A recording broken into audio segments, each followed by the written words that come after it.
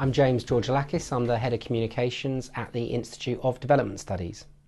So we spoke today about research uptake, and I was really focused on how digital has really been a game changer for all of us working on research communications. The things I took away from the panel were the level of buy-in that we still need to achieve around digital communications. We need to persuade people to think less just about traditional publications and more about how they're using digital.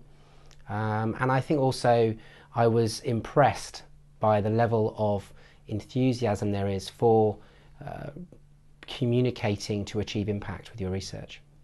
I think that where we've got to really think hard is how we can try and make sure there are adequate resources for research communication, and also how we can ensure that communications activities permeate throughout the whole life of the project, the whole project cycle, and aren't sort of done towards the end.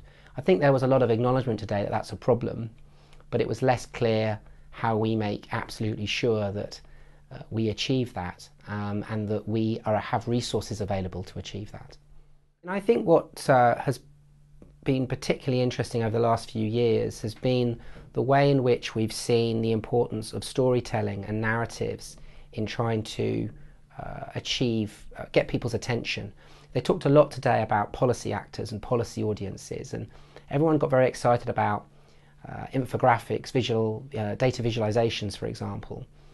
Very fewer people talked about storytelling and narratives, and I think we underestimate just how powerful stories are for getting the attention of policymaker audiences. So not just wider public campaigns, which they're sometimes associated with, but really engaging with policymakers. And we have heard some great examples of that being done today, and I hope that we can draw upon those examples when we think about how to flesh out some of the research uptake strategies that form part of the GROW programme.